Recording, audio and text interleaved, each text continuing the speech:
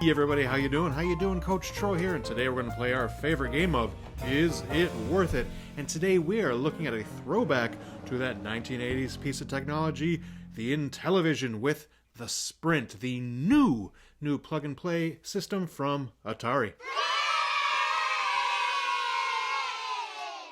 Thanks for joining me. This is my first video after having some pretty big shoulder surgery. I can't really move this arm too well. As you can see, I'm all slinged up, so not a whole lot of video game playing has been done over the last week, but I have been able to at least, surf the web, as, all you cool kids do, and do a little bit of research thinking about what I am going to do once I can get a controller back into my hands. Also, check out this classy shirt right here. This is stylish, right? The only thing I can wear right now is large button-up shirts, and so I found some of the thrift store's finest, and I'm loving this. I think I'm going to go Hawaiian from now on, This is a comfy shirt, man.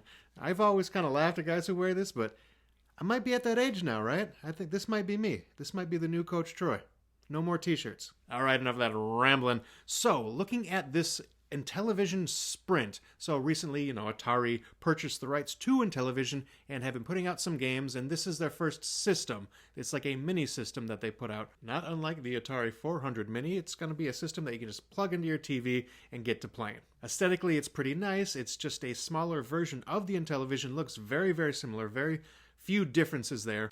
And what can I say? I am a sucker for style, right? And so this is big points for me already. But that's not what I'm doing here. What I'm going to do is actually take the features it has, kind of put price points on them, break it down, and see if it is worth what they are asking. So let's get right into it. And the first thing we're looking at is the fact that it has an HDMI port. So we can plug that into our newer TVs and have a beautiful crystal clear picture. Now, some people are going to say that the only real way to play these games is on an old CRT because I need your scan lines. And I'm sure there's a way to get the fake scan lines in there, but they always look terrible. I don't mind the nice, clear picture that you get with HDMI. Like, I use the Atari 2600 Plus, and it puts out a very nice, clean picture, and I'm okay with that. And so, I love the fact that this is HDMI. I can put it on my new TV. It's going to be just so much easier to get to playing. I don't have to worry about hooking crap up, so I can't put too much value on it. Obviously, it's a nice thing. It's a very nice touch, but that's what everything is nowadays. In fact, if it was somehow AV, that would be just a big moment. So no, it's not going to get too much value. Let's say the fact that it is HDMI gets that nice picture, $15, right? Not too much, not too cheap. I'm putting a $15 value on that HDMI. And of course, what is a system without the game? So next we're looking at that, and 45 games come on here, which is not too shabby. And we might be a little bit spoiled because a lot of the Atari systems have, 100 games, 200 games on them. That's kind of the standard now with that, and that's what you might be thinking. But you got to think, what does Atari have the license for one? So what can they put on there? These are a little more, not much more in-depth games, but there's a touch more, so it's going to take up a little more space, memory, and whatnot. But also, these Intellivision games, again, there has not been a whole lot of ways to play them. I mean, looking at crap like this, 10 games? 10 games? So already over 4 times as many as what we were getting. And they are the Intellivision games. So again, we have not had a whole lot of ways to play these. So while with the other systems, like with the Game Station Pro, I kind of jumbled in all the 2600 games and gave them a very small value because there's so many different ways to play them. With this, it's not the same. So I'm actually going to put a value of $1 a game on there. Not outrageous. I figured it'll even out that way, $1 game, because some of them are great. I am really looking to play like Thunder Castle. That one I'm super excited for. And Tower of Doom. You know it. That's going to be good stuff. Yeah, Shark's on there. Everyone loves Shark. I think that's one of the more overrated games. That one's kind of garbage. And Night Soccer and Astro Smash 2. Again, I'm not big fans of those games. I don't know. They're kind of the big ones for Intellivision, but I've just never been a huge fan. But they're on there if you want them. I am really excited for Space Battle. That's one I just really liked. Not a lot of people talk about that one, but for me, that's kind of a seller right there. I'm looking forward to that one. So $1 a piece, 45 games. There's your value right there. And next up is the controller overlays. That's right, a lot of games, they will have that little overlay that you slip on the controller that shows you what the number pad does. all those keys might be doing something different. And a lot of times, if you don't got that overlay or you don't have a manual, you will have no idea. Or if you're trying to play and you got to look at the numbers, you don't see it right away, it's going to slow you down, it's going to hamper your control. So having these overlays is huge. And they didn't go cheap either. There's going to be 2 overlays for each game, one for each controller. So if you are playing 2-player, they've got you covered. Not bad at all. And a little bonus on there, because a lot of us, we have the games, but we have a lot of loose games, right? We don't have the complete ones in box. We have some, but a lot of our cartridges are going to be loose. So if you're missing the overlays for some of the games that are on here, you're going to get them right there. So these can be played on your old Intellivision. With that being said, I'm going to put a price tag of about $0.25 a piece, right? Not $1, definitely not too much. 50 cents might be too high. So I'm going to say 25 cents a piece for these overlays, right? And there is 96 of them, 2 for each one, 45 games, that's 90, so there's 6 others, but, hey, you got extras, I guess, right? I don't know, whatever, but, so that's going to be $24 worth of overlays at $0.25 a piece.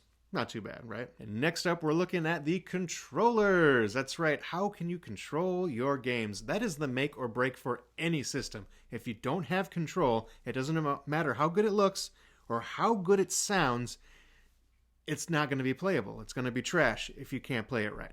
So, how about these controllers?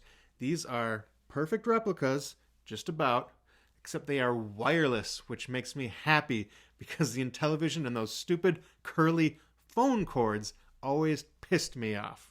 They are definitely a different style of controller to begin with. You definitely got to get used to them. I'm not going to be able to play them for quite some time, unfortunately. And that was the problem with a lot of the plug-and-play games for Intellivision, is because they didn't mimic the controllers right. And so a lot of these games, again, they were made for this controller. A lot of them are designed for this. Games like Star Strike, for example, if you try to play it on a different controller, it doesn't feel right, it doesn't move right, it's just wrong. It's very, very difficult to play. Sure, you get exceptions like Boulder Dash when you try to play with this controller. It's absolutely terrible. But unfortunately, it's going to be very hard to judge until I actually get it in my hand and play it. So, again, depending on how good it actually is. It looks good. It seems right. I love the fact that it's cordless. But if it doesn't play right, it's not worth it. So this value could be anywhere between $5 and $35, I would say. So between $5 and $35 for this wireless, rechargeable controller. And you get 2 of them, so that's nice, right? And lastly, we've got those USB ports. 3 of them, 2 for controllers.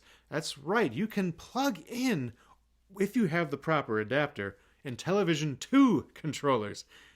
Who the hell has Intellivision II controllers? So this feature is kind of worthless, kind of pointless. I'm going to put a $0 value on the fact that you can plug in Intellivision II controllers, unless there is something I'm missing. I mean, you even need to use an adapter to plug it in. You can't just plug it in like normal.